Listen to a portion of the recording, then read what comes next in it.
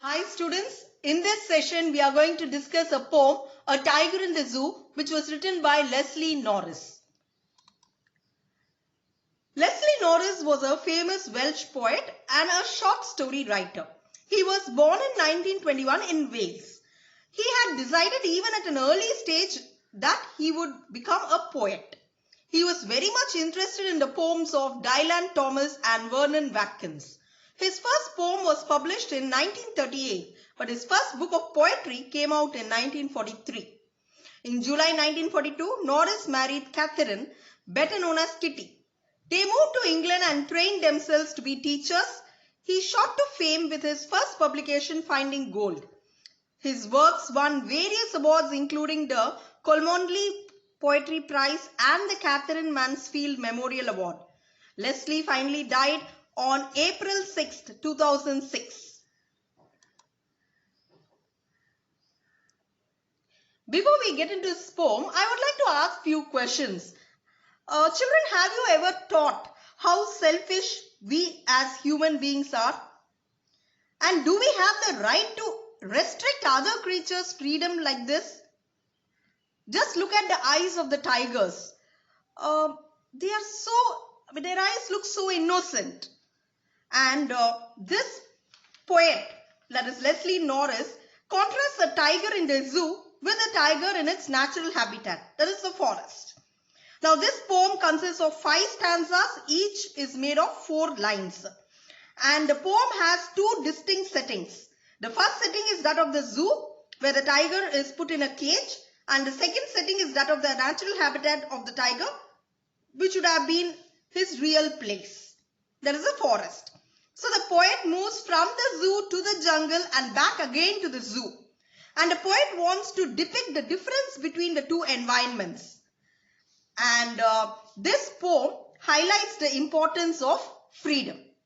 Now let's get into this poem.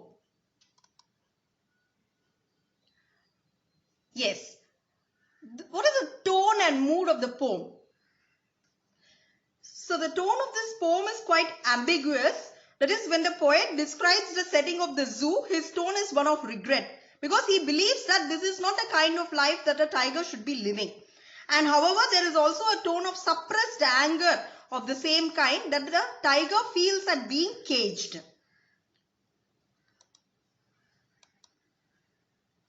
Now let's get into this poem.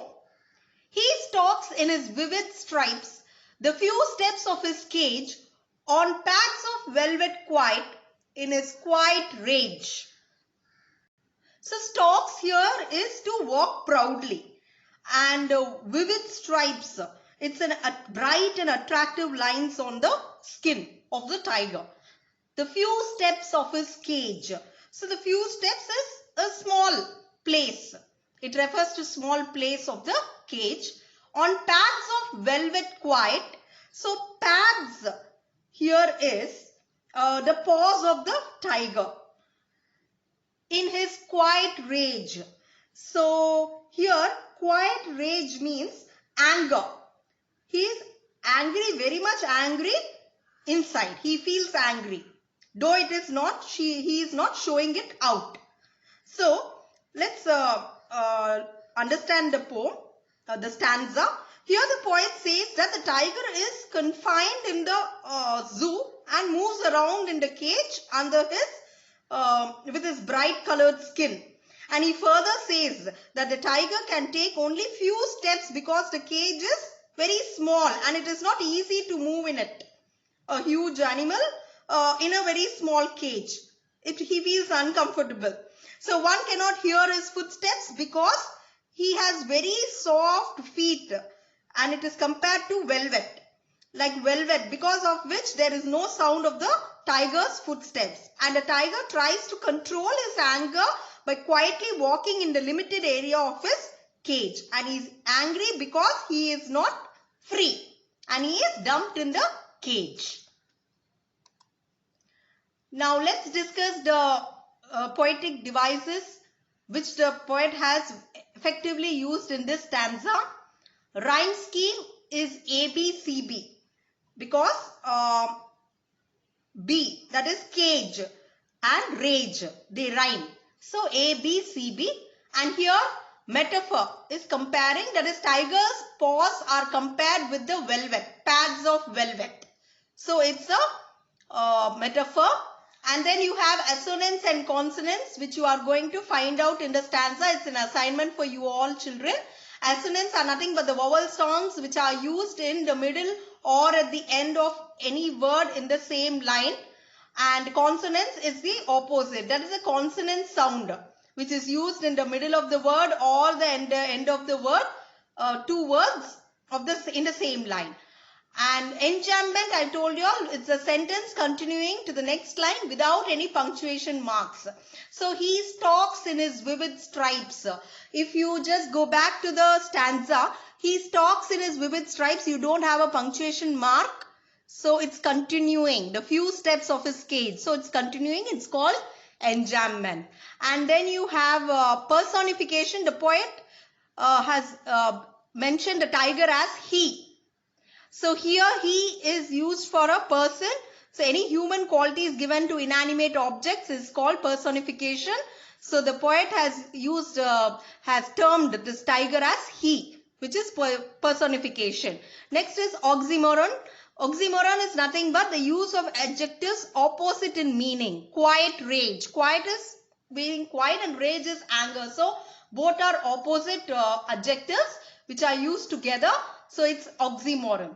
And then imagery. Imagery is nothing but creating an image about the tiger in your mind. So he stalks in his vivid stripes, the few steps of his cage. So this is an imagery which gives you imagination of the tiger, which makes you imagine how a tiger walks in that limited space in the cage where it is dumped. And then alliteration is again the use of P at the start of two words. S. The sound of P at the start of two words or sir at the start of two words, and here it is stalk stripes. Both are used together. So it is alliteration. Repetition is the repetition of words or phrases in the same line. So here quiet is used twice and it's repeated, so it's repetition. Now let's move on to the next stanza. He should be lurking in shadow, sliding through long grass, near the water hole where plump deer pass. So lurking is nothing but to wait. In shadow is shade. Sliding through the long grass. Sliding is to walking. And then near the water hole. Water hole here is the pond or lake or river. And where plump deer pass. Plump is a fat deer passing.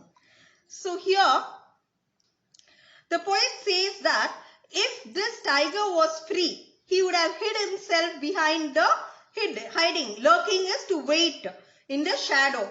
He would have hid himself behind the long grass near the water bodies so that he could easily catch a deer in order to have it as its food. So basically the poet wants to say that the actual life of a tiger is to live in jungle or forest where he could catch his prey and eat it. But the tiger in the cage cannot do so. It has to be fed by the in charge of the zoo or the zookeeper. Now here again the poetic device. Rhyme scheme is ABCB again because grass pass. They are rhyming. The second line and the fourth line rhyme. So ABCB. And next is enjambment. That is the line continues to the next line without any punctuation marks. Sliding through long grass near the water hole where plump deer pass. So till there you don't have any punctuation marks. It doesn't end. If you go back and see the lines, it doesn't have any punctuation marks. Sliding through long grass near the water hole doesn't end with a punctuation mark. So it is enjambment. Next is alliteration. The use of per sound at the start of two words, that is plump pass. So here it's alliteration. In the previous stanza you had sir sound which was being repeated at the beginning, at the start, that is stripe, stalk, stripes, and then here it is plump and pass. It is again alliteration, and imagery is lurking in shadow. So the poet has tried to create an image of tiger's activities hiding in the shadow of the grass or near the water bodies. So it's again creating some imagination of its activities. He should be snarling around houses at the jungle's edge, baring his white fangs, his claws, terrorizing the village. So here snarling is roar, and houses here is the village, and edge is the end. Fangs means the sharp teeth of the tiger. Terrorizing is to scare, and here the village is the people in the village. So let's see the meaning of what the poet tries to explain. So here what is the poet trying to explain is, the poet says that if the tiger would have been free, he would have snarled around the houses. That is, he would have roared, moved around the houses roaring, which are located at the outskirts of the forest, and he would terrorize people. He would scare the people with his sharp tooth and claws, and this would create fear among the people living in the village. So without barring his white fangs, without covering his white tooth, so he would have scared the people in the village. That would have been his natural, that was actually his natural character if he is left in the forest or jungle. But he is now in the zoo. So his life is entirely, the tiger's life is entirely different in the zoo when compared to its natural habitat, that is the forest or the jungle. Now let's again come to the poetic devices which the poet has used in this stanza. The rhyme scheme is again A, B, C, B, because if you have come back to this stanza, edge and village is rhyming again. So it's A, B, C, B. Next is assonance and consonance. I told you all it's the vowel sound which is used anywhere in the middle or at the end of any two words in the same line, and consonance is again the consonant sound which is used in the middle or the end of two words in the same line. And enjambment, when you go there, he should be snarling around houses at the jungle's edge. So around houses there is no, at the end there is no punctuation mark, so that's enjambment. And next is onomatopoeia, is again using words which denote some sound. So snarling is roaring. Roaring is a sound made by the tiger, so it's onomatopoeia. So these are the poetic devices which the poet has used in this stanza. So let's move to the next. But he is locked in a concrete cell, his strength behind bars, stalking the length of his cage, ignoring visitors. So here concrete cell means the cage of stone, and the length is nothing but the limited space. Visitors are the human who have kept him in the cage. So they are mentioned here as visitors.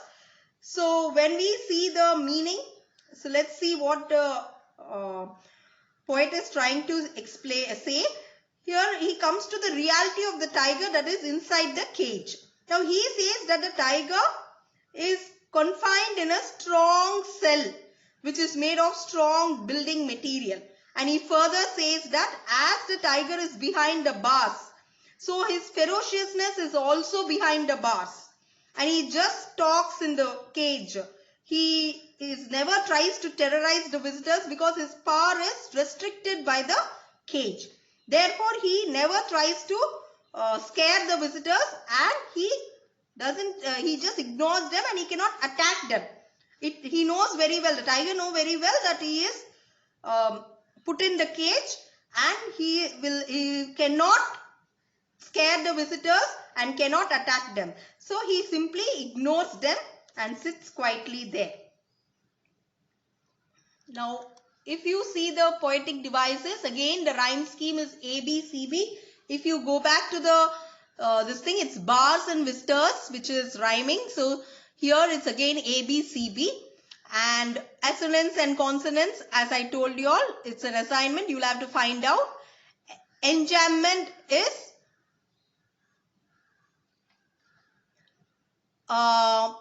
there's no enjambment here. It's alliteration, use of sound b at the start of two words behind bars. So it's an alliteration. And then personification, again the tiger is personified because the poet refers him as he.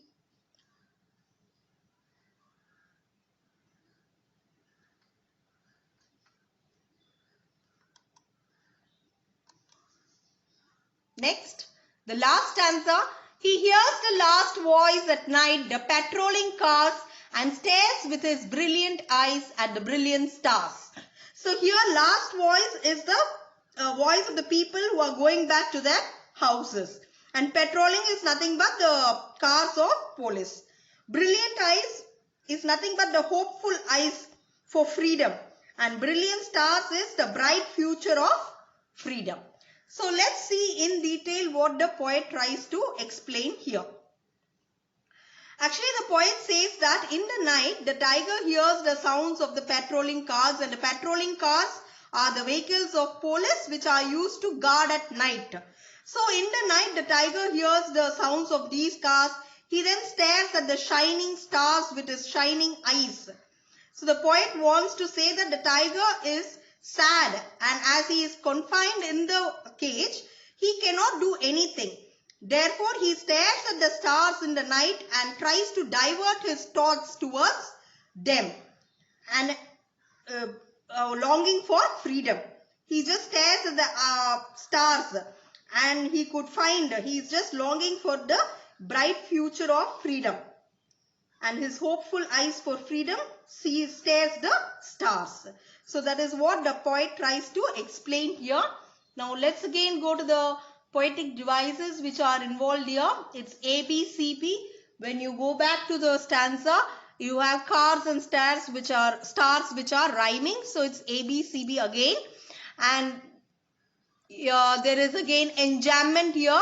Line 3 continues to line 4 without any punctuation. So, and stares with his brilliant eyes at the brilliant stars.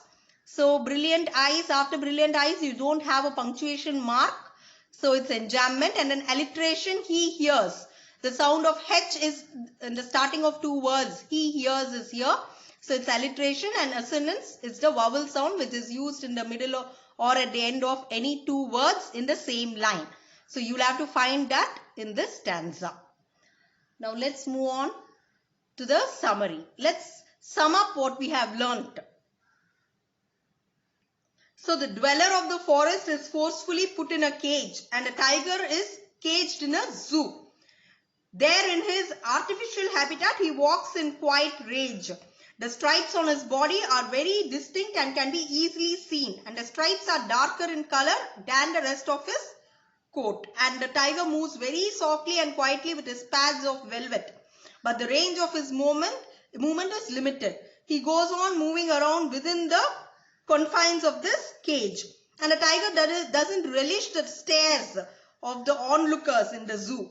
His rage or anger is suppressed here. And the poet means that the second stanza, he means that the zoo is not the rightful place of the tiger. His real place is in the wild forest. And had he been in the wild, he would have been lurking around in shadow. He must have been sliding quietly through the long grass to ambush his kill. And he should be using the long grass and shadows as necessary covers to keep his movement undetected. And he would know where he could get his favorite hunt, the plump deer. And he would have approached the water hole quietly where animals and deer come to drink water. And the third stanza, had the tiger been in forest, sometimes he would even stray into the human settlement. That is, he would stray around the outskirts of the village. And these human settlements are at the jungle's edge. And on seeing the villagers, he would open his long, sharp teeth and claws to terrorize the residents there. But it would be just a show of power and strength to the villagers.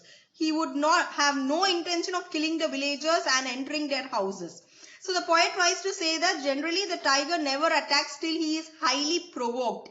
And killing is not his hobby. but only the necessity of his food. And the fourth stanza, but unfortunately what happened is he is locked in this concrete cell of zoo, and his powerful and strong body is of no use to him as he is put behind the bars, and his movements have been limited. He is continuously moving within the space of the length and breadth of this cage, and he doesn't relish the curious stares of the visitors. He simply ignores their presence. And the fifth stanza, the poet describes how the day ends for the tiger. He doesn't go to sleep until the late hours of the night. He hears the sound of the cars of the zoo, that is the official patrolling at night, and then the stars shine brightly in the sky, and so do his brilliant eyes at night. He is constantly looking at the brilliant stars, and he watches the brilliant stars only behind the bars of his cage. He has hopeful eyes for freedom. He watches the bright future of freedom. So what is the central idea of this poem? Actually, the tiger is a proud creature, and it is a shame that such a powerful, agile and untamable animal should be caged in a zoo. In his natural and wild habitat, he doesn't need the help of any kind to hunt its own food.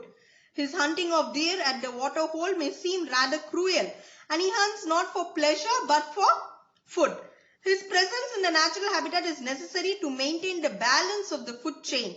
Sometimes the tiger may stray into the human habitation. He only displays his strength and ferociousness, but he doesn't harm anyone till he is provoked. And even in the cage, he ignores all those who come to the zoo to see him as entertainment. Like human beings, the tiger too loves and values his freedom. He shows his anger, hatred, and even defiance by walking about in rage in his cage. Human progress should not be at the cost of destroying the natural habitats of untamable and proud animals like the tiger. Now, what is the moral value or the message which is conveyed in this poem by the poet is, just like humans, animals too long for freedom and do not like being caged. For instance, the tiger in the poem longs to be in the jungle, and he looks longing at the shining stars in the sky.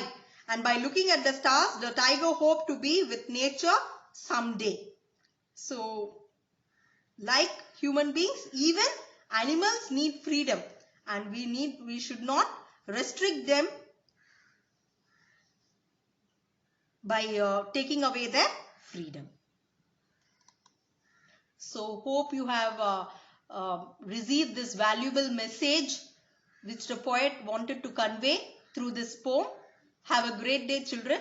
Thank you.